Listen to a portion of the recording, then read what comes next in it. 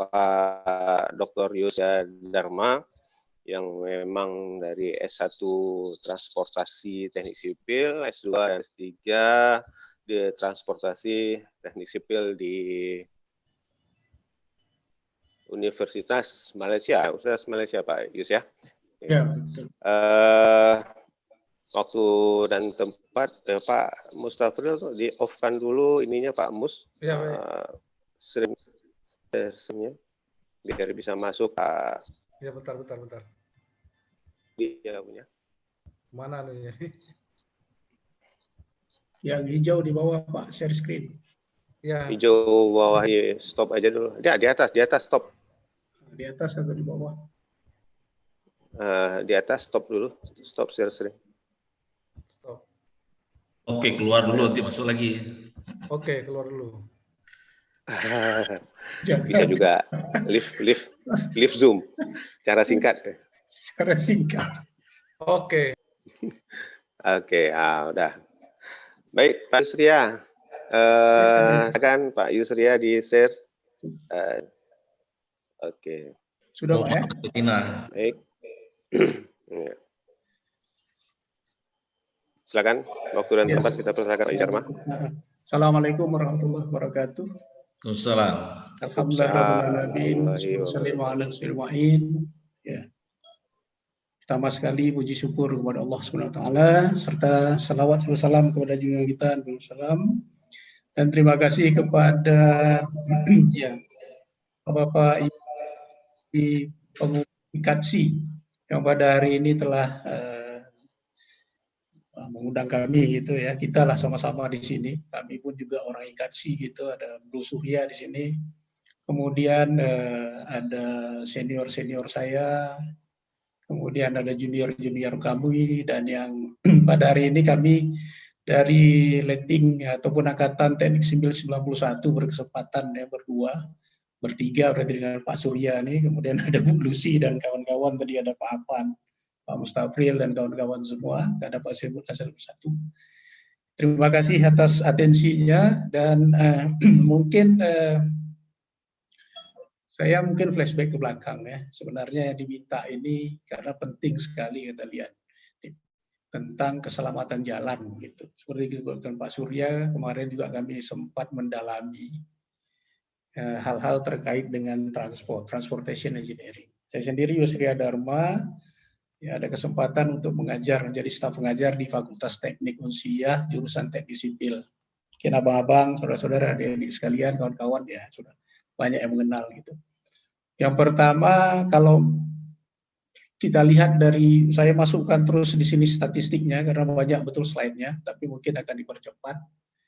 Memang terkait dengan keselamatan jalan ini satu hal yang ya sangat merangsangkan kita lah ya gitu. Dari segi untuk ininya, kalau dalam dosen ITB ini bilang itu adalah peringkat keempat kalau masih di Indonesia gitu, penyebab kematiannya. Pada tahun 2019, 2020 mungkin sudah agak kurang ya, karena perjalanan kita kurang. Tapi di 2018, 2020 itu sampai hampir 40.000 orang meninggal di jalan raya. Gitu. Kalau dari data WHO ini kita melihat bahwa kalau dulu tahun 1990 kematian di jalan raya itu menduduki ranking yang ke-9 ya. Yang pertama itu ya biasa. Yang pertama waktu itu adalah pernapasan ya, terkait dengan pernapasan, kemudian ya biasa jantung dan sebagainya. Di tahun 2020 diprediksi malah jantung itu nomor 1, dan nah, dia terus naik dari urutan ke-9 menjadi penyebab nomor 3 di dunia untuk kematian gitu. Ya kita sama-sama kalau misalnya di kematian ini terkait juga dengan takdir ya, dan qadar gitu. Tapi ya sebagai kita misalnya orang engineering ini, kita juga harus memastikan bahwa kalau ya kita berusahakan ya janganlah kematian di atas maut di atas jalan raya ini menjadi faktor, menjadi ya, ajang yang termasuk dalam 3 besar begini, karena ini bisa dibuktikan gitu, bisa dibuktikan di negara-negara maju bahwa di negara-negara mereka ini menurun ya, bukan yang nomor 3. Kemudian kalau kita lihat dari statistiknya, Dia ada jumlah, kemudian ada rate. Yang kami pilih di sini adalah rate. Kalau jumlah kan, kalau banyak populasi mungkin banyak yang meninggal. Tapi kalau rate ini kan jumlah kematian dibagikan dengan populasi. Di sini dapat kita lihat, saya belum ambil yang Indonesia, tapi Indonesia ini dekat-dekat dengan Malaysia di daerah sini. Di atas 20-an gitu. Bahwa negara yang terbaik gitu ya, dari segi yang paling kecil kematian di jalan rayanya, rate-nya adalah Sweden. Negara-negara Balkan ini, Eropa, kemudian ada Belanda, kemudian ada United Kingdom, Norwegia, ini di bawah. Termasuk yang di bawah adalah Brunei Darussalam. Brunei Darussalam juga di bawah. Malah Malaysia, Indonesia itu di atas ya, rate-nya di atas 20-an gitu. Kalau misalnya di Sweden itu rate-nya ya sekitar 2 lebih dan sebagainya. Yang menariknya adalah di sini kepemilikan kendaraan itu di Brunei Darussalam dengan di Finland itu tinggi. Misalnya di sini rate-nya 1. Berarti kalau di Finlandia itu satu orang memiliki 1 kendaraan, statistiknya ya, statistiknya gitu. Jadi rata-rata statistiknya di Finland itu 1 orang memiliki 1 kendaraan. Malahan kalau di Indonesia rendah sebenarnya. Di Indonesia rendah, tidak sampai Malaysia, paling nggak sampai 0,5 ya, itu memiliki ya. 1 orang itu tidak sampai memiliki 0,5 kendaraan, malah 0,3 kendaraan. Gitu. Tapi kita punya rate untuk kecelakaannya adalah tinggi. Kemudian statistik kecelakaan menunjukkan bahwa di Indonesia itu setiap jam rata-rata 3 orang meninggal akibat kecelakaan di jalan raya. 3 orang. Kalau kita misalnya ada 24 jam berarti 24 kali 3. Ya udah sekitar 70 lebih ya, 70 ke 80 orang itu meninggal di Indonesia gitu. Setiap jam ya, kalau 1 hari berarti ada 70 ke 80 orang. Faktor penyebabnya 61%. 61% adalah karena faktor manusia. Karena dia penyebab kecelakaan ini 3. Ya, secara umum 3. Secara umum 3. 61% disebabkan oleh faktor manusia. Kalau dikatakan faktor manusia berarti itu terkait dengan kelalaian. Terkait dengan kelalaian. Kemudian 9% itu karena faktor kendaraan, ya, misalnya rim blong dan sebagainya. Kerusakan mesin, ya berhenti ya karena terpaksa berhenti, misalnya emergency dan sebagainya, itu 90%. Dan 30% disebabkan oleh faktor jalan itu sendiri ataupun faktor keadaan jalan. Jadi saya mengajak kita ini kan dari segi engineering ya, kita engineer dari segi ini, maka di porsi 30% ini kita memang kalau kita yang engineer, disinilah kita keadaan jalannya bagaimana, gitu, keselamatan jalannya bagaimana. Tapi juga kita terkait juga yang 61% ini, karena 61% ini kita juga sebagai manusia gitu, sebagai pengguna. Makanya kalau kita berbicara tentang keselamatan jalan, penggunaan kendaraan, dan sebagainya, kita semua ini adalah pengguna kendaraan. Kita semua adalah pelaku transportasi sebenarnya. Makanya kalau ada misalnya acara-acara seminar dan sebagainya, itu mudah mendapatkan feedback, karena setiap orang biasanya memiliki kendaraan dan melakukan perjalanan di setiap hari. Saya cepatkan sedikit, kemudian di sini kita lihat bahwa 73 atau 73% lebih yang terlibat adalah sepeda motor, dan wajar karena memang kita pun jumlah sepeda motor ya, jumlah proporsi sepeda motor kita adalah juga di atas 70% di Indonesia. Yang menariknya di sini, salah satu yang menariknya adalah bahwa ya, angka yang luka ya, yang meninggal dengan luka berat itu hampir ya dekat-dekat. Malah tahun 2014 itu lebih banyak lagi yang meninggal daripada yang luka berat di sini. Dan di sini dapat kita lihat bahwa dari statistik ini yang saya ambil dari beberapa paper ya, kawan-kawan rekan-rekan sekalian, Bapak Ibu sekalian, bahwa ya, yang proporsi pelakunya adalah itu umur ringnya adalah di 26 sampai 30 yang terbanyak. Mayoritasnya adalah di umur 26 sampai 30 tahun. Ini yang terjadi. Jadi kalau misalnya dikatakan bahwa yang misalnya 5 sampai 15 tahun ataupun 16 sampai 25 enggak betul juga ya. Tapi memang di situ sudah tinggi. Jadi 16 sampai 30 tahun ini tinggi memang adalah pelaku penyebab kecelakaan. Ada 3 faktor tadi. Yang pertama adalah manusia, kemudian yang kedua adalah kendaraan, yang ketiga adalah jalan itu sendiri atau lingkungan. Ya, ini sudah mereka sudah tahu ya, dari WHO mereka juga sudah betul keadaan ini. Kemudian kalau kita lihat untuk di Indonesia, dari data Korlantas ini yang menulisnya bahwa adalah yang tertinggi penyebabnya 46% itu adalah ketidaktertiban. Ketidaktertiban. Kemudian lalai, lengah, lalai. Yang kedua, lalai atau pelanggar. Kemudian 14% itu karena melanggar batas kecepatan. Jadi ini faktor-faktor penyebab kecelakaan lalu lintas berdasarkan pengemudi. Dan yang kecil-kecil adalah kita memang alhamdulillah karena itu alkohol itu rendah ya, rendah. Mengantuk 6%, gitu. Jadi yang paling tinggi adalah di sini tidak tertibannya. Berarti kita memang ya mohon maaf ya, kita tidak mematuhi ya aturan-aturan lintas itu tinggi ya, dan itu yang menyebabkan gitu ya kecelakaan. Kemudian proporsi berdasarkan faktor kendaraan yang paling tinggi 28% adalah disebabkan oleh lampu tidak berfungsi dengan baik. Jadi memang jangan kadang-kadang kita mau kasih signalnya dia bukan nggak kasih signal, bukan nggak kasih sinyal untuk belok kanan belok kiri, tapi mungkin rusak ya, kalau di sini ceritanya rusak.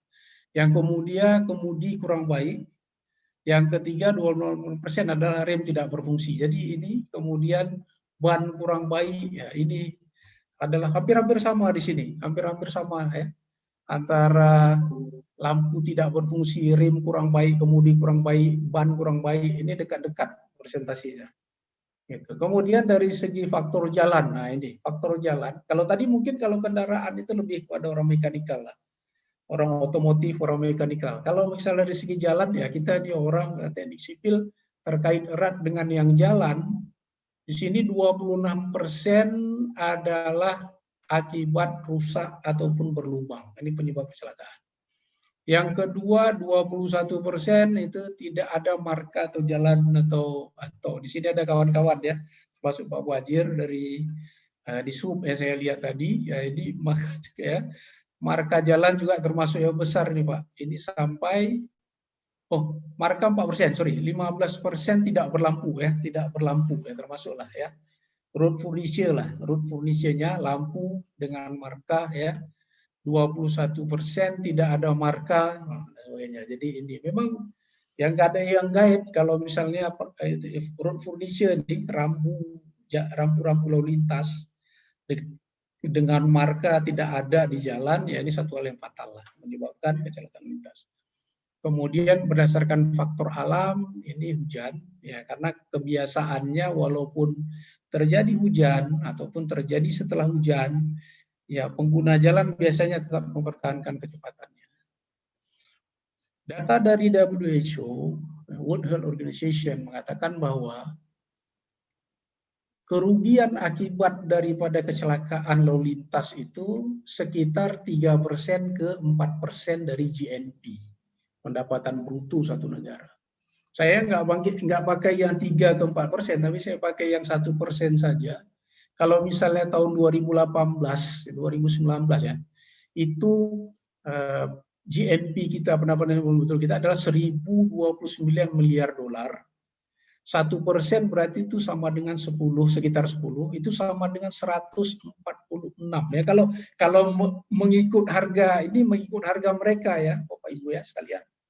Mengikut harga mereka itu satu nyawa itu sama dengan sekitar 1 ke 1,5 juta dolar. Gitu. Kalau 1,5 juta dolar berarti itu sekitar 25 miliar. Jadi bagi orang negara maju, Eropa dan Amerika dan Australia, satu nyawa itu sama dengan, kalau kehilangannya berarti sama dengan 25 miliar.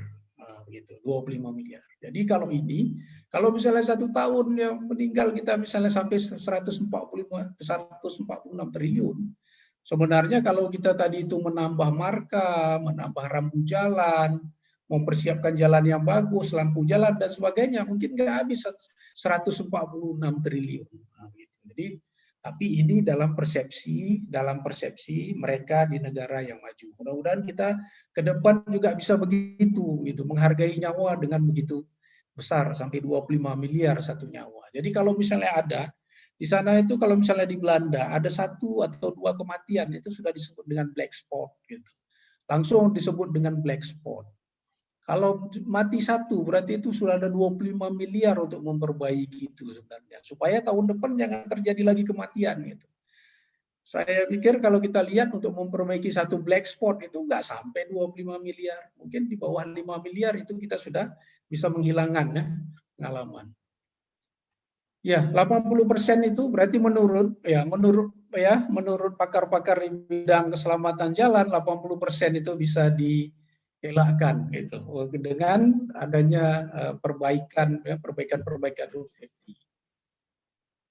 Yang terbesar tadi adalah sekitar 80 ke 90% penyebabnya adalah sikap manusia, faktor manusianya. Sehingga kampanye-kampanye yang terkait dengan keselamatan jalan itu terus dilakukan karena itu sebenarnya paling murah, gitu. Ya misalnya dari education ya, dari kita lihat bagaimana mulai dari sebenarnya selain di sekolah juga waktu mengambil surat izin mengemudi itu seharusnya harus diperketat, gitu. Kalau pengalaman saya lihat misalnya di Malaysia itu, kalau misalnya dia mau mengambil SIM itu selama ya paling tidak 2 minggu itu full day itu harus mengikuti training. Dan yang mengeluarkan dia bisa ujian adalah sekolah mengemudi itu yang bisa mengeluarkan. Sekolah mengemudi untuk mengeluarkan. Ya, kemudian kalau terjadi kecelakaan dengan kepedulian, saya mengajak kita semua di sini, kita juga di instansi masing-masing, kita juga di sini juga ahli keluarga, juga kepala keluarga, ya, abang-abang, kakak-kakak, adik-adik semua, kita juga adalah pengguna jalan raya, gitu ya. Dengan sedikit kepedulian kita itu bisa menyelamatkan jiwa. Saya memang kita ini di negara kita juga harus sering-sering gitu mengadakan kampanye misalnya. Belum pernah, jarang sekali saya lihat itu misalnya ada kampanye-kampanye yang terkait dengan road safety gitu. Kalau misalnya di negara misalnya ya di negara tetangga kita ya seperti di sana itu dibuat di situ. Ya kalau tempat ngebut ingat orang tersayang dan sebagainya. Sebenarnya itu kata-kata itu juga bisa menjadi suatu kampanye ya. Kampanye di jalan itu jangan iklan semua. Nah, gitu. Ini saya nggak detailkan lagi. Ini yang saya sebut dengan 3E tadi. Jadi kalau kita untuk mencegahnya bisa dari 3E dulu tahun 60-an ini udah 3E. Tapi sekarang ini tahun 2015 ke atas sudah 5I ya. Tapi pada dasarnya memang 3I ini. Yang pertama adalah education melalui edukasi untuk mengurangi kecelakaan ini. Yang kedua adalah enforcement. Enforcement ini razia lah ya, razia. Penguat kuasaan ya, penguat undang-undang. Kemudian ini yang kita ini dari segi keteknikan, dari segi engineering.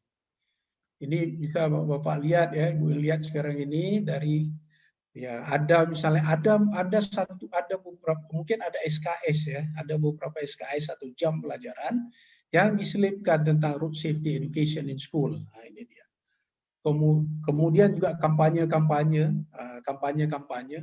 Kalau kita lihat sekarang mungkin dikaitkan dengan yang bersepeda gitu kan. Bersepeda itu kita orang yang bersepeda itu disebut dengan vulnerable ya, vulnerable. Jadi itu sangat rentan dengan kecelakaan, sangat rentan dengan keparahan kecelakaan gitu. Makanya kalau bisa itu ada jalurnya gitu, ada jalurnya untuk pedestrian, cyclist ya, bicycle gitu. Ada dipisahkan, jangan semuanya di motorized gitu. Kemudian enforcement ini seperti tadi kita kuatkan bagaimana caranya. Misalnya kalau dari data tadi bahwa banyaknya karena diakibatkan oleh sikap gitu. Makanya waktu pengambilan SIM dan sebagainya itu harus kita kuatkan ya sampai mereka paham dan merasa peduli dengan keselamatan di jalan. Kemudian yang ketiga ya dari segi engineering, ya, dari segi engineering termasuk kita dan termasuk di kendaraan, termasuk di kendaraan ya, kendaraan. Tapi pakar-pakar juga yang saya tahu, mereka juga sampai sekarang itu masih tidak sepakat ya. Sebagian pakar-pakar juga tidak sepakat. Karena ada yang mengatakan bahwa kalau misalnya kita buat kendaraan ini dengan sistem yang misalnya dia pakai seal, airbag apa semua, dia akan kencang. Oh, gitu. Dia akan kencang gitu. Jadi ini menyebabkan kalau kita misalnya naik suatu mobil kendaraan dengan sistem yang bagus, maka otomatis akan kencang. Oh, gitu. Jadi mereka belum sepakat juga, ya. Tapi apapun yang diminta oleh WHO adalah itu supaya tetap dibuat dan nanti ada batas-batas kecepatan yang harus diinikan. Ya, akses kontrol ini maksudnya adalah ya ini memang di kawasan-kawasan lama ini agak susah akses pengontrolan ataupun pengontrolan akses ini kalau di kota-kota lama agak susah. Kalau di jalan tol memang ya, akses kontrol, malah jalannya dipagar. Jadi tidak setiap rumah bisa mengakses terus ke jalan raya. Kemudian kita memperbaiki dari segi geometrik, kemudian dari segi lampu jalan, kemudian dari segi rambu, kemudian ada separation of vulnerable road user. Jadi ini yang saya katakan tadi, antara yang naik sepeda dengan yang yang menggunakan motorized ini dipisahkan, gitu Bapak Ibu. Jadi kalau misalnya kita orang misalnya dari negara yang lain melihat kita sekarang ini, memang kita sama-sama mendukung ya dengan adanya untuk kesehatan, mereka misalnya cycling dan sebagainya. Tapi kalau misalnya itu sudah di jalan misalnya jalan Banda Aceh Medan gitu, kemudian jalan Banda Aceh ke Melabu, itu batas kecepatannya adalah 100 misalnya. Jadi sedangkan sepeda ini kecepatannya kan ini sebenarnya kan di kawasan perumahan gitu. Sepeda ini adalah kecepatannya sekitar 5 misalnya ke 20 ya kilometer misalnya gitu. Jadi kita satukan antara kendaraan dengan kecepatan 15 kilometer. Ya, Pak. Ya, kilometer itu di satu jalan. Jadi ini memang harus kita pikirkan bagaimana supaya kita ada track ya, ada cycling track di sini.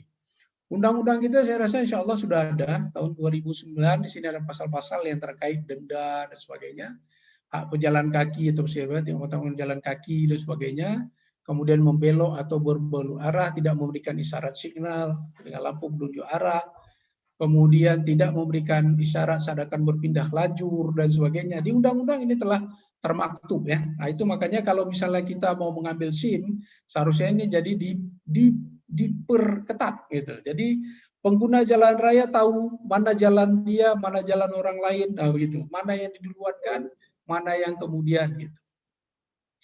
Ya, pihak pemerintah Australia ya, itu dalam FICRUTS itu mereka telah membuat beberapa kajian di Indonesia ini dan mereka bawakan ya.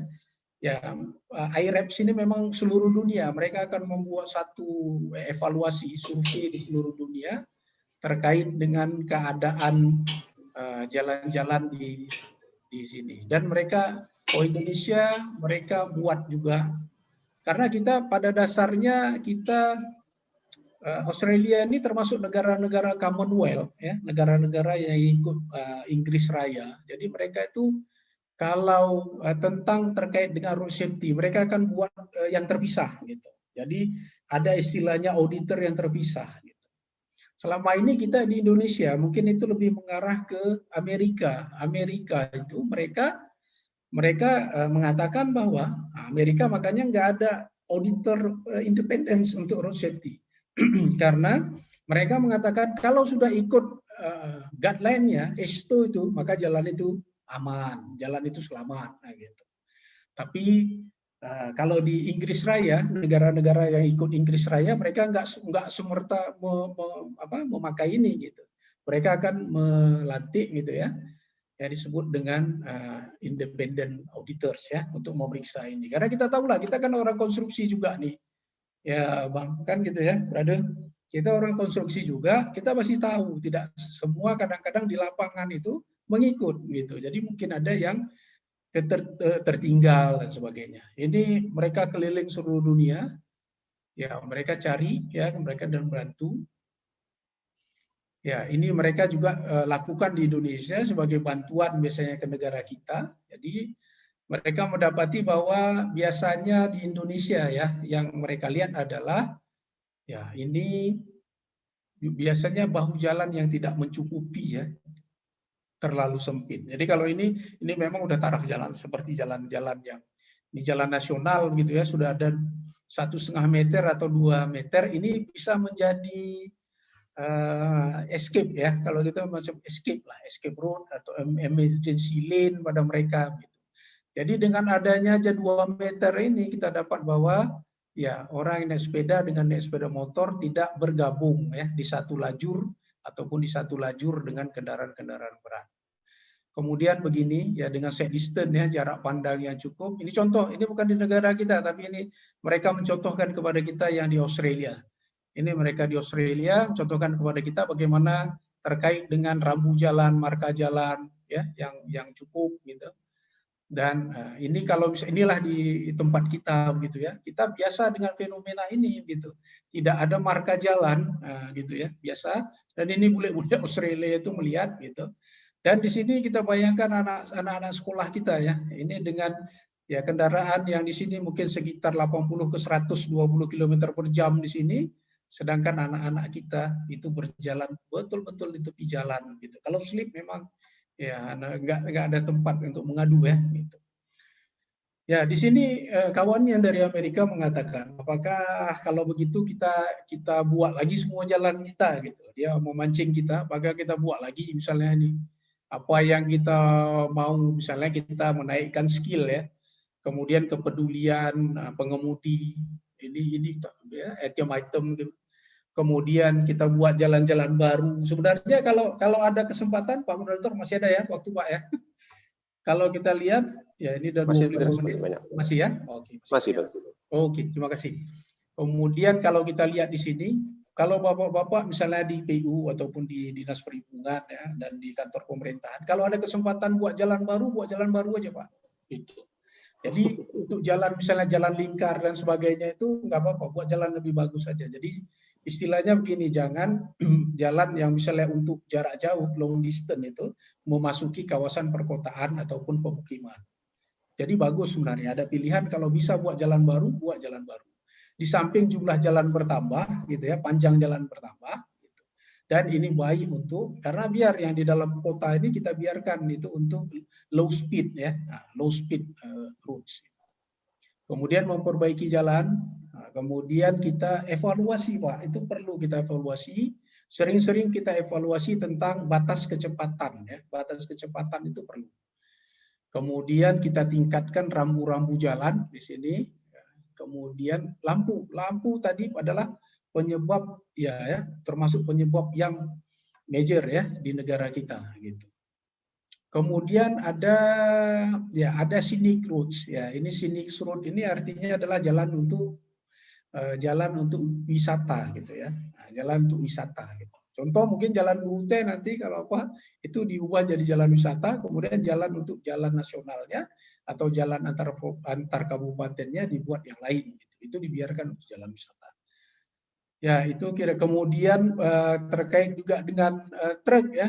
Terkait dengan enforced track weight and restriction ya, ini memang di mana-mana jadi masalah memang, karena kadang-kadang kerusakan jalan itu cepat karena overweight ya, nah, gitu. Overweight di kendaraan-kendaraan berat. Ini contohnya di Alabama, di Amerika juga mereka juga masih masalah gitu, karena jalan yang sudah rusak, yang sudah habis masa desain life-nya gitu, desain life-nya habis tapi masih digunakan. Jembatan juga begini, ini di Amerika, contoh di Amerika bahkan mereka ya ini masih tetap dibuka, padahal jembatan ini juga sudah beyond its lifespan, berarti sudah di luar lama perencanaan gitu ya. Kemudian ini beberapa kalau kita mau nyebrang ini mungkin lebih kepada education.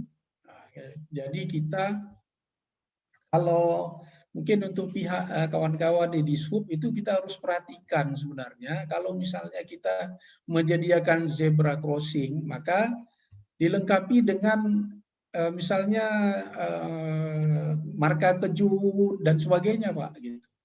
Jadi ini harus. Jadi karena apa? Orang yang akan melintas mereka akan datang kemari gitu. Jadi kita harus sediakan. Jadi kalau misalnya di Jalan Daud Bore, di Jalan Tekunya Arif kita mau buat itu, kita harus buat juga Pak marga kejut untuk supaya low speed gitu.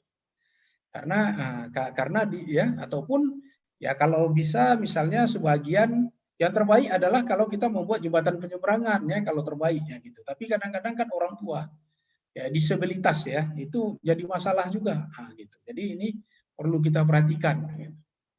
Kemudian ya kita ajarkan anak-anak kalau dia melintas jalan itu jangan berlari gitu. Lebih bagus dia perlahan kemudian kucing. Ya di sini ya ini kebiasaan yang kita juga sudah mulai biasa gitu ya sambil ngetik WhatsApp dan sebagainya di pinggir jalan.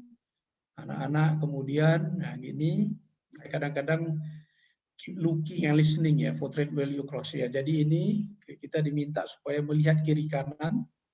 Kemudian ya mungkin di Banda Aceh belum ada yang kita sediakan ini.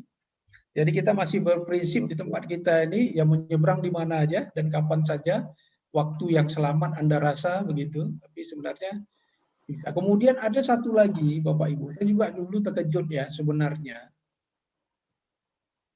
Ya sebenarnya Bapak Ibu itu kalau di negara Barat diajarkan adalah kalau misalnya kendaraan ini dari misalnya dari arah ya ini yang hijau ini betul gitu. Jadi kita sebenarnya kalau di Indonesia kita jangan berjalan kaki di sebelah kiri jalan. Tapi kita berjalan kaki di sebelah kanan jalan. Jadi kita tidak searah dengan kendaraan kalau jalan, tapi bertentangan dengan kendaraan. Untuk apa maksudnya? Kalau kendaraan itu slip atau kendaraan itu apa kita nampak gitu. Gitu. Kalau kita kan gitu, ini karena di negara yang bukan sebelah kiri ya, gitu ya ininya. Ya, gitu. Jadi dia akan bertentangan dengan ini, jadi nampak ya, akan nampak. Ya kalau ini, kemudian coba ini satu yang inilah ya, ini contoh yang bagus lah ya, orangnya manusianya gunakan di bawah, malahan hewan ya, hewan pun paham ya kalau menyeberang jalan ini enggak menggunakan jembatan gantung. Ya, kemudian kita perlu ingatkan, tapi saya belum mendengar di Banda Aceh. Tapi kalau di waktu di Selangor dulu itu banyak anak-anak waktu bapaknya mau kerja, ibunya mau kerja tergilas di belakang garasi, di belakang mobil di garasi itu adalah banyak. Mungkin 1 tahun itu sampai 5 sampai 10 anak tergilas. Bahkan ada kejadian beberapa tahun lalu ada kejadian. Oh ada Pak Surya ya, itulah. Nanti boleh di-share Pak Surya gitu. Tapi memang kalau di sana itu agak sering Pak. Agak sering mungkin ya karena kita kadang-kadang gini, kadang kita mau cepat, terkejar, mau rapat, mungkin jumpa dengan bos dan sebagainya gitu ya. Sehingga kita terlupa bahwa di belakang ada anak, apalagi misalnya anaknya masih balita gitu. Makanya anak-anak juga harus kita ajarkan gitu, jangan pernah di belakang kendaraan. Ini juga kawan-kawan yang sering goes ya, agar memakai ya keselamatan gitu, sepeda kan gitu. Dan boleh Bapak Ibu lihat sendiri ya, kebiasaannya mereka itu di taman gitu, dibuat taman. Kalau bisa kalau ada kawan-kawan yang di dewan di bidang ya anggaran gitu, kita buatlah taman-taman ya, di trek taman, kita tambah di trek taman. Jangan seperti sekarang kan kita goes di jalan nasional gitu, jalan provinsi ya, sangat berbahaya. Jalan tol. Ya. Jalan tol ya betul Pak Surya. Ini kemudian memang kalau di tempat kita dengan di India di Filipina itu biasa menggunakan klakson ya. Tapi kalau misalnya di tempat mereka, kalau kita kan jumpa kawan juga klakson, jumpa ini juga klakson, ada orang salah juga klakson ya. Jadi itu nggak tahu ya apa misalnya, kecuali mungkin ada 2 kali istilahnya terima kasih dan sebagainya. Tapi memang di negara mereka tidak ya, klakson itu memang kalau memang untuk menegur ya. Kalau ada orang yang silap. Kemudian memberikan laluan untuk ini ambulans. Kemudian jangan kita vandalisme. Kita chat-chat yang ini. Saya pikir itu yang dari saya, mungkin ada beberapa nanti yang ini, tapi itu tambahan saya pikir ini yang di belakang. Demikian dulu Pak Surya. Saya kembalikan kepada moderator kita. Baik Pak Yus, terima kasih banyak atas pemaparannya. Sebenarnya ini terkait sekali dengan moderator kita yang seharusnya tampil hari ini nih, Pak Mahmud dari KTM, ya kan? Iya, kemana dia, Ini Pak? bagaimana safety route dari KTM sendiri ya, mungkin kampanye keselamatan di jalan. Baiklah, kita masih punya waktu sekitar 20 menit, Bapak Ibu, silakan yang ingin mengajukan pertanyaan terkait materi yang telah dipaparkan tadi. Saya Pak Surya. Mohon Yap, izin silakan, Pak Surya. Pak Afan. Ya, silakan, Ya, Pak Afan. Assalamualaikum warahmatullahi wabarakatuh. Terima kasih Waalaikumsalam. Pak Yusria. Yang hal penting yang tadi Pak Surya sampaikan yang saya terima adalah belum adanya di negara kita sifatnya apa tadi ya, pemberitahuan atau semacam jargon-jargon atau saat-saat kebanyakan kita itu pemeriksaannya itu langsung kepada razia gitu loh. Jadi begitu razia udah heboh semua. Tapi tidak ada informasi-informasi, kemudian seperti tadilah jalur bersepeda yang baik, apa segala macam ya. Seperti itu memang di Indonesia ini sangat kurang ya. Saya rasa kurang sekali lah. Sebaiknya ada hari dibuat hari jalan nasional lah atau seperti itu. Di situ nanti berisi tata cara jalan apa segala macam. Kemudian masalah regulasi ya. Memang di Indonesia ini masalah hukum itu sangat lemah. Di mana-mana pun masalah hukum. Seperti kita berkendara di jalan tol lah. Dibuat di marka 80 tapi biasa. Saya aja sendiri biasa tuh Go itu 150 tuh tembus. Nah, seperti itu yang kurang kalau deteksi di jalan raya atau di jalan tol. Biasa kan ada kamera capture menangkap orang-orang yang berkecepatan lebih. Nah, di kita juga kurang. Kemudian kalau kita jalan-jalan ke misalnya informasi seperti di Eropa, supir-supir bis itu setiap 3 jam itu istirahat. Dia istirahat diharuskan 45 menit dan apabila dia melebihi dari batas jam tersebut, SIM-nya langsung dicabut. Nah, di kita itu nggak ada hal-hal seperti itu sehingga supir itu ya 18 jam, 12 jam nekat aja gitu loh. Jadi regulasi juga harus memang dipenuhi. Nah, yang terakhir setuju sekali saya tuh pembangunan jalan banyak-banyak itu setuju saya tuh. Jadi dalam artian saya masih bisa bekerja lah. Masih kalau itu. Banyak proyek kapan kayak gitu. Enggak, Makin maksudnya banyak pembangunan jalan baru. Iya. Karena contoh ya di kita aku di Bali itu banyak truk-truk yang masuk ke kelas jalan yang rendah gitu. Jadi aturan-aturan tersebut yang terus terang ya banyak juga kecelakaan di Bali ini banyak karena disebabkan oleh akibat itu. Tapi ya kita tidak bisa menyalahkan mereka yang menggunakan sepeda motor atau sepeda segala macam karena di sini pun di daerah sini yang namanya angkutan itu tidak tersedia. Jadi angkutan umum itu tidak tersedia. Jadi serba susah gitu loh. Nah ini juga menjadi bahan pemikiran di ya seperti contoh ya mungkin saya nggak tahu seperti kita di Banda Aceh itu mungkin dari ruas-ruas tertentu saja yang ada transportasi labi-labinya. Tetapi untuk yang lain-lain kan tidak sehingga anak SMP, anak SD itu sudah naik sepeda motor gitu. Nah hal ini juga iya ini juga menjadi ya sama-sama lah mungkin yang seumuran kita yang seperti tadi disampaikan oleh Pak Yus yang ada di Dewan, yang ada di pemerintahan, yang ada di ini ya kita sama-sama lah memperbaiki semua. Juga untuk yang petinggi-petinggi di dosen ya kasih informasi lah karena kebanyakan kita mendapatkan desain struktur jalan itu biasanya tanpa ada bahu jalan juga gitu. Jadi itu yang menyebabkan mereka mengejar panjang dari efektivitasnya gitu. Jadi bukan daripada kesiapan atau baiknya ya suatu kondisi desain dari jalan tersebut gitu. Jadi lebih mengejar kepada efektivitasnya panjang sekian kilo apa segala macam. Itu mungkin jadi bapak-bapak yang di perguruan tinggi lah yang memberikan informasi tersebut. Mungkin itu aja Pak Yus. Pak Moderator. Terima Ya. kasih. Iya. Oke. Silakan Pak Yusri ya.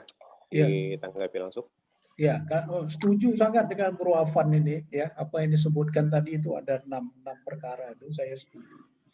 Dan memang kalau misalnya ya kadang-kadang kita harus melihat di negara-negara yang lebih maju sebagai perbandingan ya. Dan memang Pak, apa yang disebutkan tadi itu memang ya semuanya benar sekali saya lihat gitu. Mungkin juga ada alasan bahwa yang terakhir tadi ya, ada alasan kenapa desain kita juga enggak memikirkan ya bahwa sampai bawah jalan dan sebagainya. Karena ya terlalu ya dananya mungkin ya dari segi dana, biaya, ketersediaan dana dan sebagainya itu masih dijadikan alasan-alasan ya sampai saat ini. Tapi mungkin dari segi itu ya bisa saja saya pikir ya itu bisa saja diantisipasi. Karena kan yang namanya engineering juga ada pilihan-pilihan. Gitu. Jangan misalnya kalau di ujung itu terus jatuh misalnya agak berbeda, itu bedanya sampai ya kalau bisa bedanya itu di bawah 5 cm gitu antara jalan utamanya dengan bahunya misalnya. Kemudian bahunya juga diperkeras dan sebagainya. Mungkin ada transisi ya Pak ya. Contoh gini Pak Yos, contoh aja ya informasi ini. Waktu aku ngerjai di USIT yang di kerjaan di Lamno sampai dengan ini Pantai Barat itu waktu aku tanya sama konsultannya kenapa abutmen jembatannya itu benar nggak ada naikkan kok kita kan semuanya jembatan itu naik ya di mana desain kita seperti itu naik itu mereka rata Bun. Iya aku benar-benar dia gampang aja jawab jadi dia gampang. Kenapa kamu menaikkan? Ya, karena elevasi dari air sungainya supaya tidak mengenai elevasi dari jembatan. Nah, terus kalau misalnya jembatannya aman dari banjir, apakah jalan kamu aman katanya? Dia cuma sampaikan gitu aja. Apakah jalan kamu? Ya, berarti kan kamu tidak bisa menggunakan jalan tersebut. Sehingga dari jauh mereka buat super elevasi untuk mencapai abutmen tersebut. Nah, itu yang sampai sekarang pun aku masih mengerjakan ada proyek jembatan yang abutmennya tingginya minta ampun gitu loh. Itu loh Pak Yus. Ya. Opernya itu loh ya. Iya. Itu rata aja kalau jalan lintas barat yang dikerjakan pakai USIT itu. Ya karena dia dari jauh, itu dia dari jauh itu dia sudah mengukur tinggi dari abutmen tersebut sehingga sudah ada elevasi naiknya gitu. Ya. Ya Pak Aban, ya kalau yang ya. Ya silakan Pak Moderator. Ya, mungkin ada yang lain, silakan. Pak Muhajir, gimana nih Pak Muhajir dari Dishub ini? Ini dari Dinas Perhubungan ini masalah rambu-rambu marka-marka jalan mungkin termasuk yang menjadi peran penting di keselamatan di jalan ya Pak Yusri ya. Tapi kadang-kala memang penempatannya masih kurang tepat ya kan, sehingga juga mempengaruhi daripada ketaatan pengguna jalan mungkin. Oke, silakan Pak Muhajir, ada yang mau dikomentari dari apa yang sudah disampaikan Pak Yusri tadi. Siap Pak, terima kasih Pak Surya. Pak Yus, assalamualaikum Pak Yus, teman-teman semua. Waalaikumsalam, silakan. Ini saya segan. Saya jadi segan ini ada banyak abang-abang kan.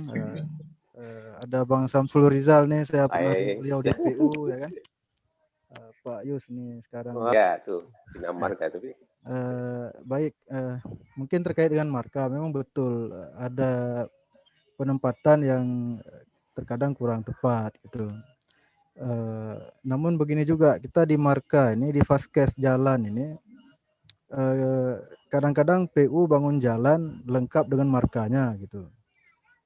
Sementara di perhubungan juga ada kegiatan marka juga ataupun rambu-rambu lah, Faskes lah gitu, Faskes untuk jalan. Masing-masing juga punya standar sendiri. Kalau kita di perhubungan kan ikut standar Kementerian Perhubungan yang ditetapkan oleh kementerian gitu. PU juga punya standar sendiri. secara kewenangan kemudian kan dibagi, ada kewenangan pemerintah pusat, kewenangan pemerintah kabupaten dan provinsi gitu, daerah. Dalam perencanaan awal dia kan bersifat gelondongan lah, belum ditentukan secara pasti titiknya akan dibawa kemana gitu. Dalam perkembangan karena memang terkait keterbatasan anggaran, semuanya kan akan lari ke sana gitu, sehingga pada saat implementasi di tahun anggaran itu sudah tersedia, baru dilakukan penetapan di mana akan dipasang vaskes tersebut. Dari 23 kabupaten kota yang kita miliki, kemudian dianalisis lah di titik-titik mana saja yang sangat rawan gitu. Dari proses yang sangat singkat tersebut diambillah suatu keputusan akan ditempatkan di sini sebagian, di sana sebagian, sehingga secara implementasi di lapangan tentu tidak optimal gitu, tidak bisa mencapai target yang maksimal karena volumenya tidak mencukupi secara ideal gitu. Karena kita harus menyebarkan ke seluruh titik yang prioritas tadi gitu. Kemudian di tahun berikutnya dianggarkan lagi, kita melengkapi. Yang lama kadang-kadang sudah ditabrak.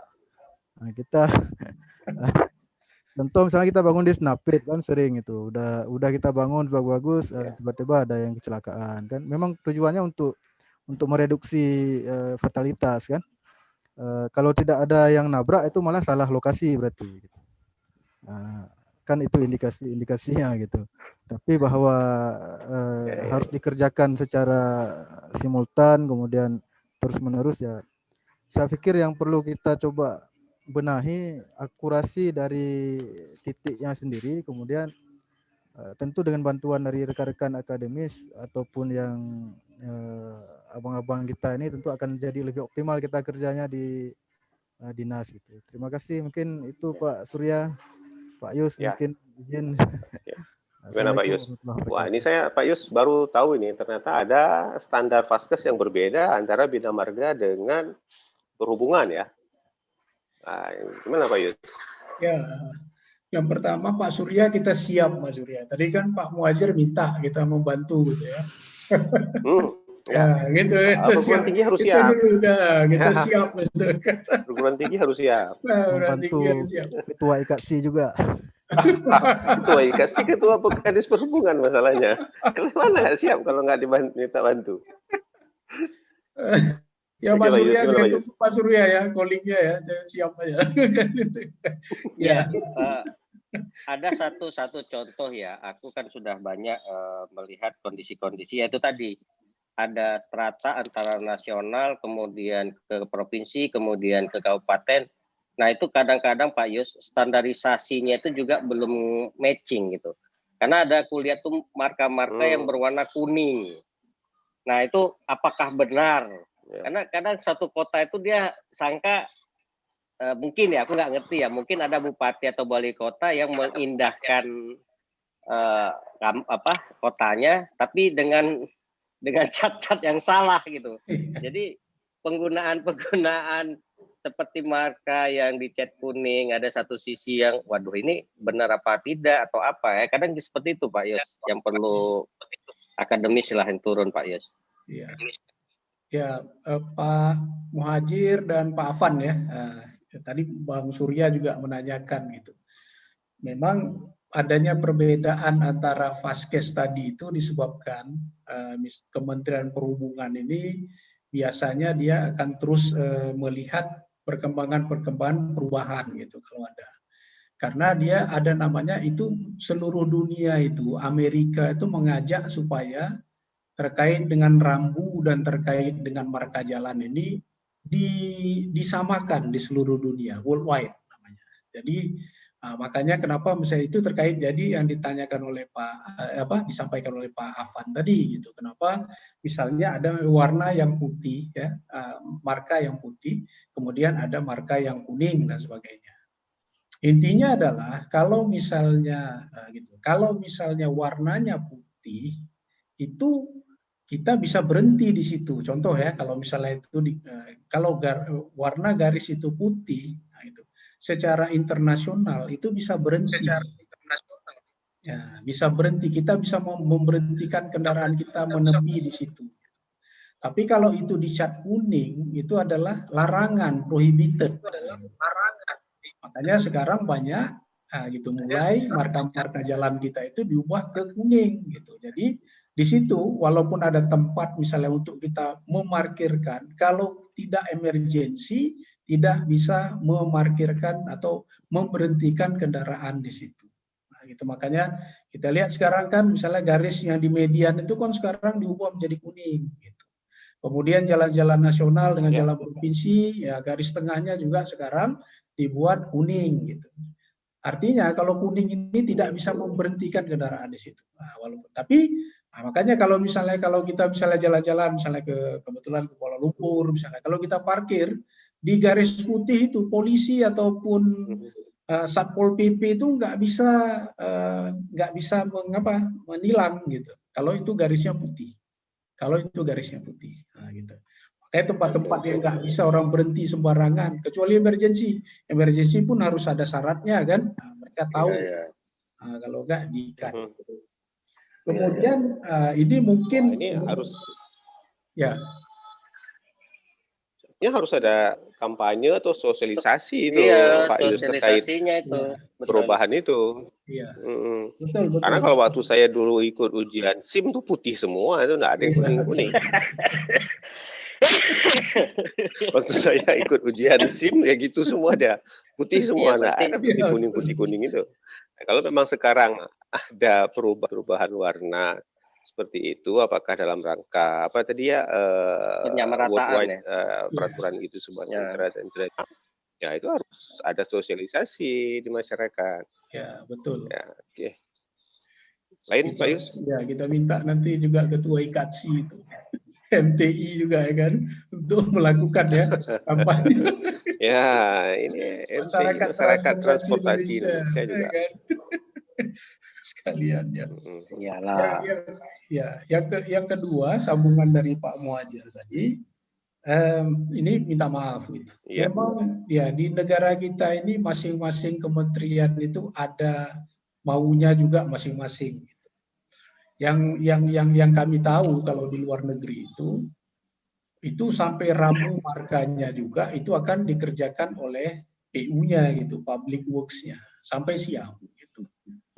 Bahkan bukan itu saja, utilitas itu termasuk deal misalnya pemipaan, kabel telkom itu drainase, semua itu duitnya itu dimasukkan ke PU. Jadi sebelum jalan itu dibuat, sedang desain itu dibuat, itu pihak Telkom, pihak PDAM, pihak PLN itu semua dipanggil ke PU. Kami mau melebarkan jalan ini, panjangnya misalnya 10 km. Ditanya terus sama yang Telkom, kamu kabel berapa untuk mindahkan dengan buat kabel baru? Anda berapa yang untuk PAM? Anda berapa untuk PLN? Jadi itu dimasukkan terus ke situ. Gitu. Dimasukkan ke dalam cost project. Gitu. Jadi nggak ada alasan, nanti dia masuk lagi setelah itu nggak ada alasan. Ini satu komplit paket. Nah, nanti kalau dia salah ngitung, itu dia ada ngitung sendiri. Kalau salah ngitung, dia tanggung. Termasuk pembayaran asuransi dan sebagainya. Makanya kalau di sana, ya saya nggak menyalahkan. Mungkin orang kita kreatif.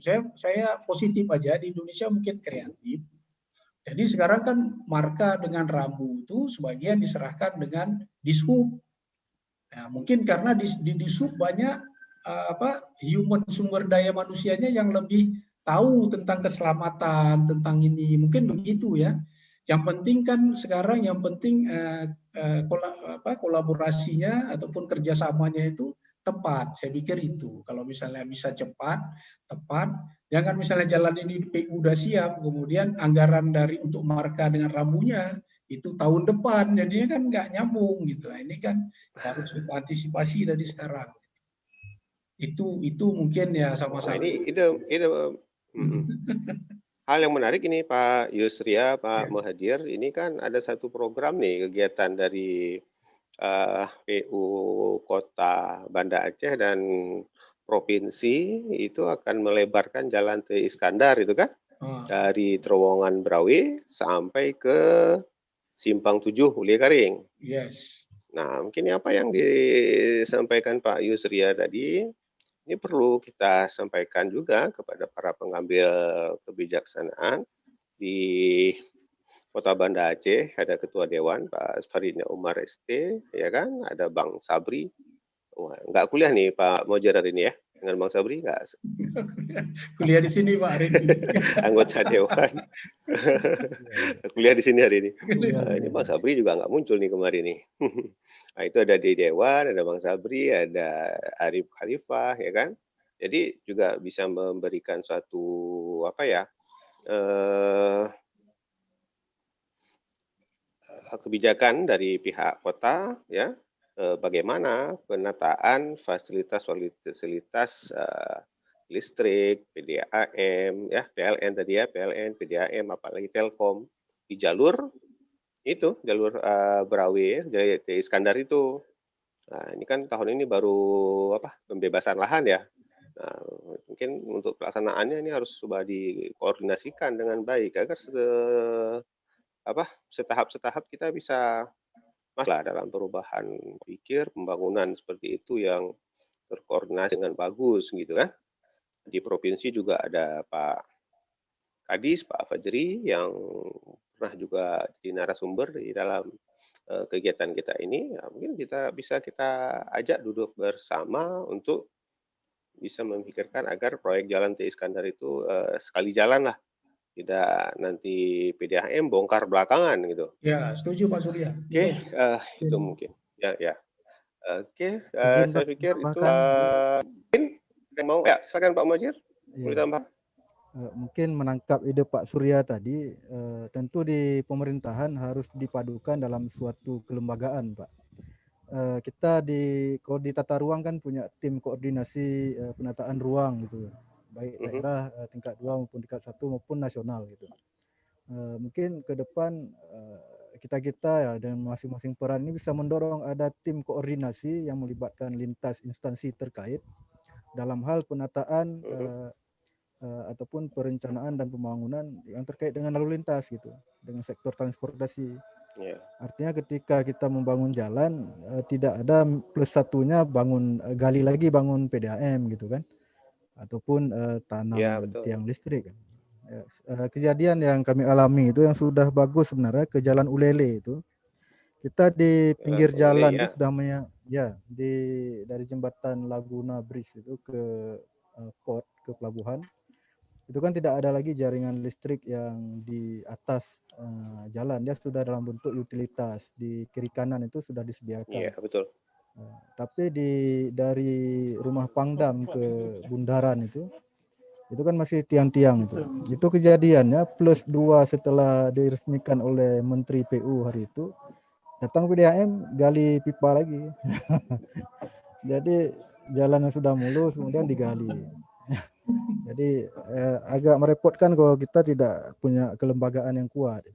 Ya, betul. Itu. Terima kasih, Pak. Ya, betul Pak. Ya, dari segi ini memang harus dikuatkan. Kemudian ini saya lihat ada masukan dari Bang Julpan ini ya. Mohon izin, sepertinya sudah jelas dalam pasal Permenhub nomor 67. Memang kalau ada garis kuning dengan putih itu adalah untuk jalan nasional. Yang selain itu memang masih memakai putih gitu. Ya, seperti kami sampaikan tadi, mungkin ya ada keinginan ya untuk menyamakan dengan tempat-tempat yang lain ya, supaya disamakan. Oke. Bapak Ibu yang lain, partisipan yang lain, silakan Pak Jun. Sudah selesai ngopi, ada pertanyaan Pak Junedi? Tidak ada? Yang lainnya? Bang Agustiar, sudah? Ibu Yulia, Bang Mirja Wadi, Afika, adik-adik ini, Ibu Lulusi, udah pergi masak gini? Enggak. Oh ada, hadir banyak. Kirain dari tadi hilang suara apa? Nggak ada suara apa-apa. Kirain masak dah. Gimana Bu Lucy tanggapannya? Ibu Lulusi masak ikan sambal. Enggak, udah cukup saya. Ingatkan yang lama nih, maafan ikan sambal. Cukup Pak Surya. Cukup ya? Oke deh. Oke. Pak Junedi, ada masukan masalah warna-warna gitu? Jangan sampai kayak Tugu Simpang 5 lagi. Nanti dah orang lain berkuasa dicat warna biru jalan kita nanti. Ini yang udah ada kuning dan putih gitu kan. Ini Tugu Simpang 5 dicat biru gitu. Tiba-tiba kan. Cukup lah, udah ada omnibus law, ngapain lagi? Oke. Emang Melki Guslo ini menyelesaikan semua masalah Melki Guslo. Ya. Oke. Pegadaian juga tuh. Baiklah, Bapak Ibu sekalian, kalau memang tidak ada lagi pertanyaan, mungkin Pak Yusria ada closing statement-nya untuk sesi kedua ini. Ya, terima kasih Pak Surya Bermansah ya, sekali lagi yang telah mengundang kami dan mengajak kita semua ya untuk acara yang positif inilah gitu. Dan saya mohon maaf beberapa minggu yang kemarin itu tidak dapat bergabung ya untuk beberapa sesi, dan saya rasanya sayang kali nggak bisa bergabung itu. Cuman karena ada hal-hal yang lain harus diinikan ya. Dan abang-abang ya, senior-senior, kemudian dari adik junior saya dan rekan-rekan sekalian ya. Ya, mudah-mudahan apa yang saya sampaikan ini ada bermanfaat ya, karena memang terkait keselamatan ini biasanya agak jelas ya, karena kita juga pengguna transport. Dan kalau ada kata-kata yang ada kesilapan gitu, saya mohon dimaafkan. Assalamualaikum warahmatullahi wabarakatuh. Waalaikumsalam. Waalaikumsalam.